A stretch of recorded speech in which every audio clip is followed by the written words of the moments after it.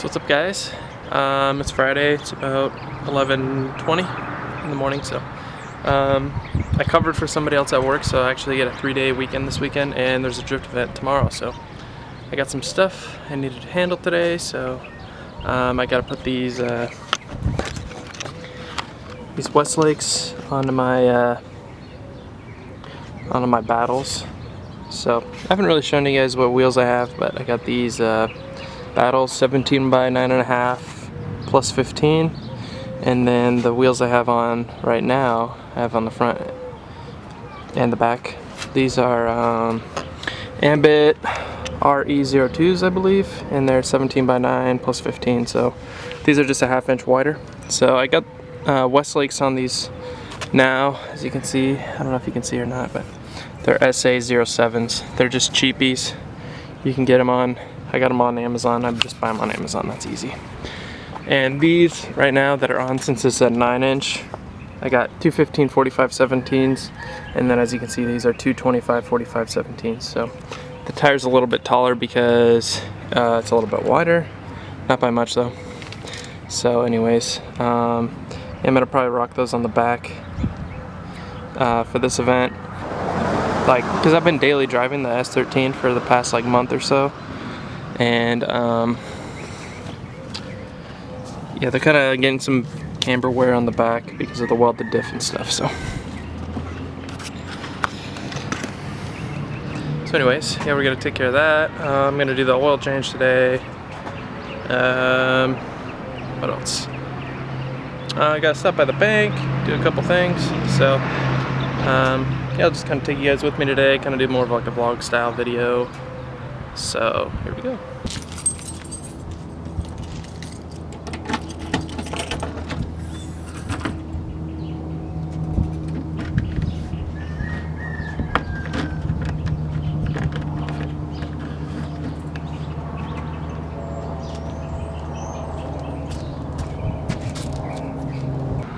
This is the nice thing about having a hatch. You fit all the tires in there. Basically, you can fit four wheels easily, probably more. I had footage loading everything up, but I forgot I had the small SD card in there, so I didn't even fit that in there. So I changed SD cards, so now we're about to hit the road.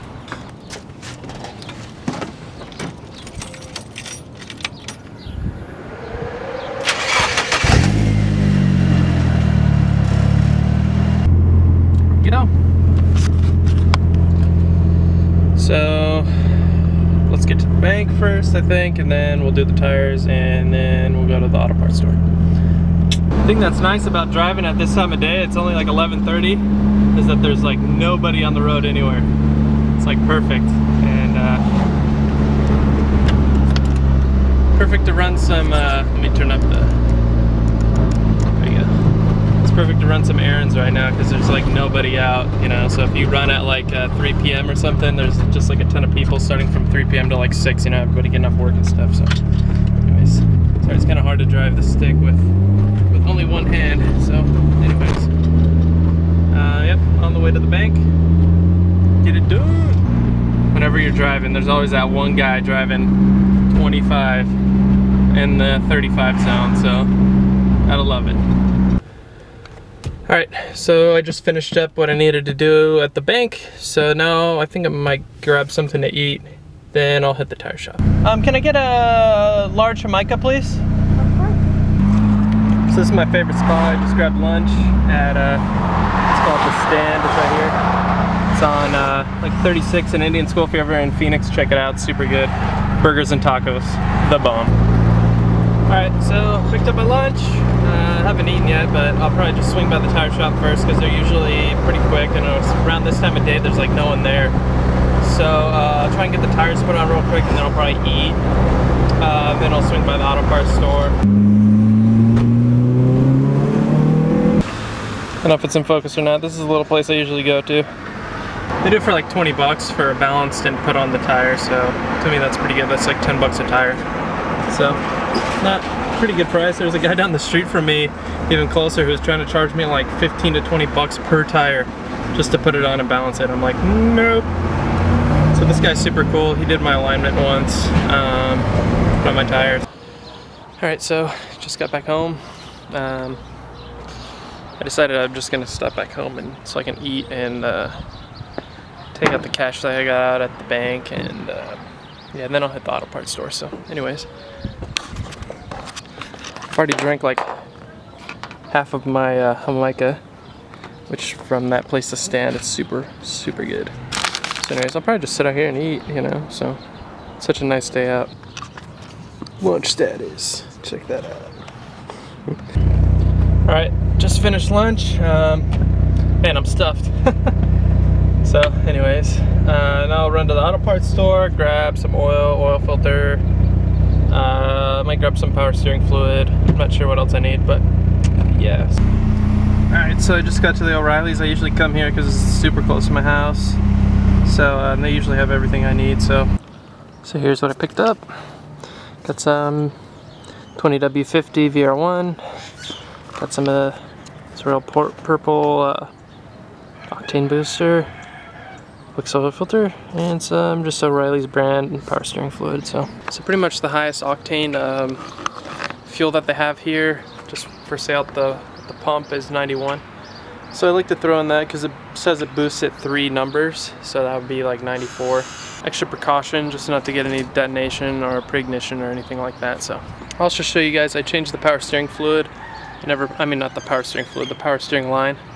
So I never put out a video for that, but I'll just throw it in here so you guys can see, because that was kind of a prep for this drift event, because last drift event in January I couldn't make it because my power steering line was just like spraying power steering fluid out of it. And it's not really fun to drive this car with no power steering because yeah, it's got pretty bad scrub radius, so it makes it really hard to turn the wheel, just because of the knuckle adapters and also the kind of low offset wheels. So anyways, let me go in and grab my tripod and then we'll get going.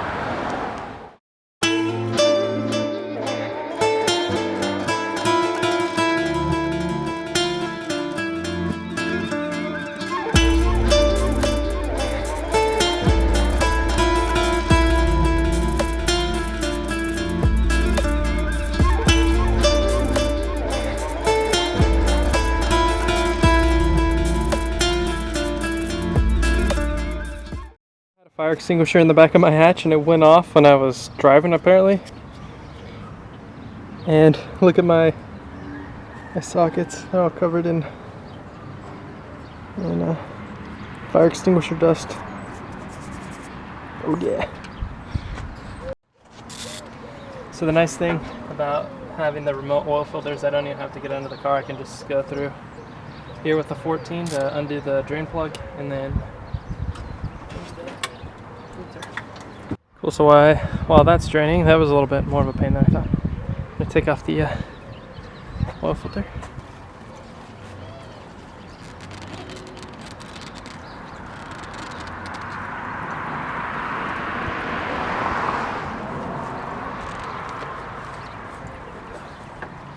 If I mounted it, it would be a lot easier to take off.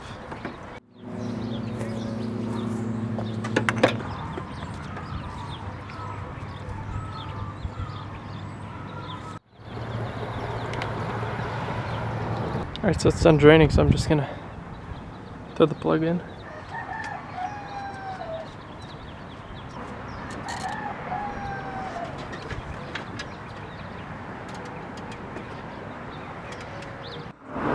So, we got a problem.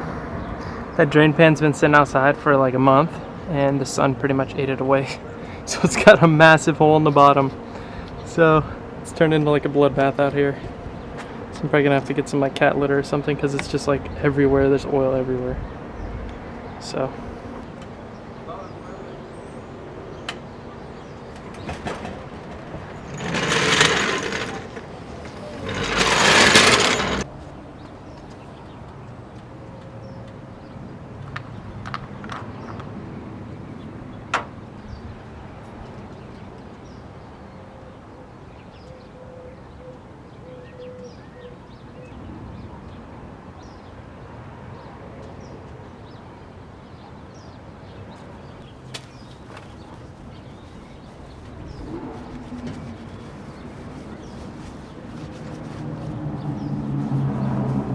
Alright guys, this is the ISR braided line that I picked up from Injuku. So yeah, so anyways, just basically thread this bolt off. I already had it threaded off with the socket, so pretty easy to get that bolt off. So yeah, there's a benefit to having the braided line like this. As you can see, the fitting is separate from the line itself, so you can just unthread it from the fitting when you want to take the line off if you ever have to. So it's kind of a nice thing about it. Anyways, that one right there that I'm pointing to, that's the one that threads into the rack, the high pressure line, so that's the one you're going to want to remove. Right here, this is what bolts onto that kind of like tension rod, what holds onto the tension rods. So basically that removes the rubber line. Yeah, and there's just a better shot of it, kind of. So anyways, basically what I decided to do was just cut it.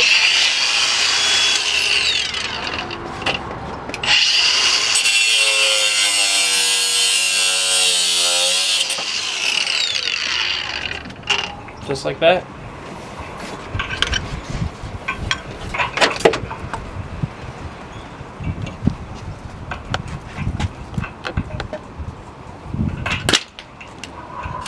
Alright, so here's the old line that came off of the car. You can see where I cut it. So, and then here's the rubber side of it.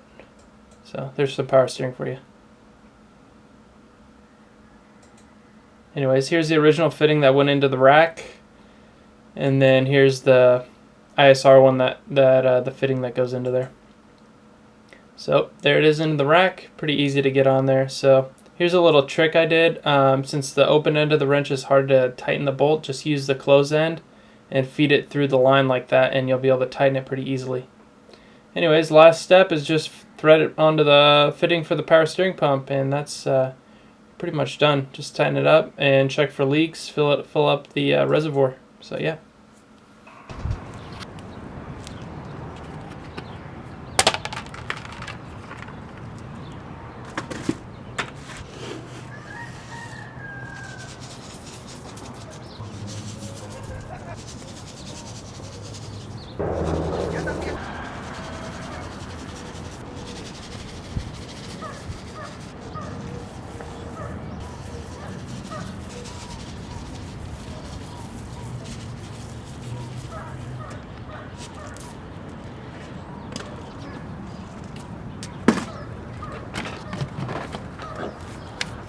So anyways, I have no idea what happened to this footage, but I had a bunch of footage of these little lights that I had bought in a while ago that I forgot about. So anyways, I just decided to install them, and my wife had the great idea of just sticking them in my headlight casings already. So I tried it on one and it worked pretty good, so this is me just doing it on the other one. So the lights are just LED and they have a controller, so they're pretty cool. You can change them from like always on to like different flickering modes and like strobe mode and stuff like that. So this is pretty much the Steezy strobes that I'm going to put on there. So it's pretty easy to get off the headlight stuff, as you can see. Just a couple bolts holding on like the eyelid section, and I just pulled off the little cover that goes over the bolts for that. And of course, tools always falling on the ground.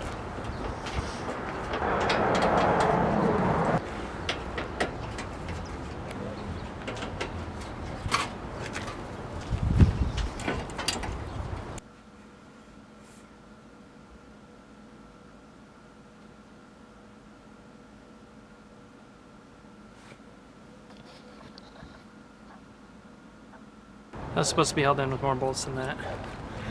Only had one.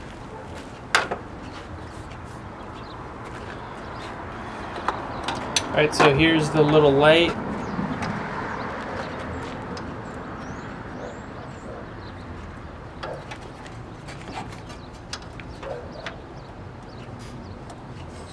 Yeah, so I just fed it through the core support, and then I was just going to feed it right into the back of the light casing. So.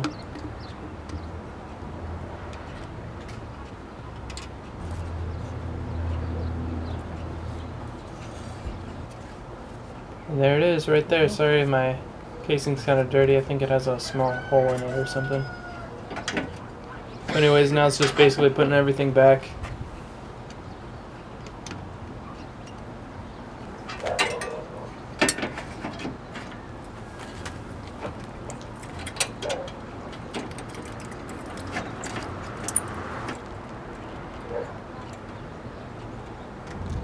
Alright, so I just needed to put the bulb and everything back in there, put the eyelid back on, and then just put the cover back over the light.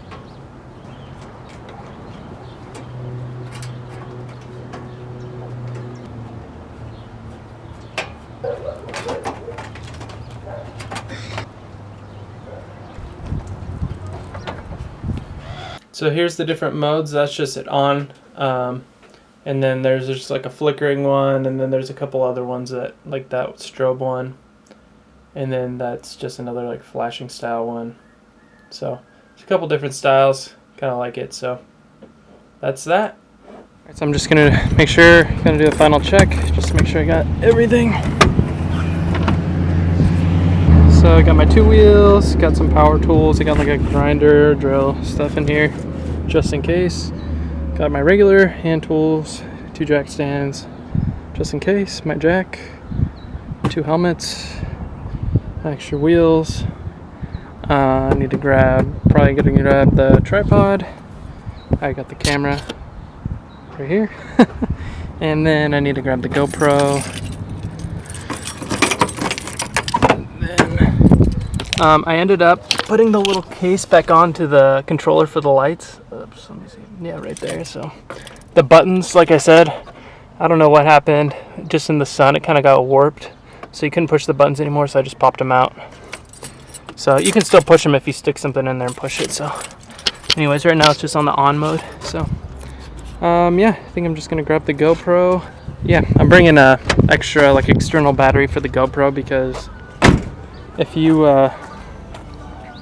ever used a GoPro, you know it doesn't last very long. So, man, someone's bumping the jams over there.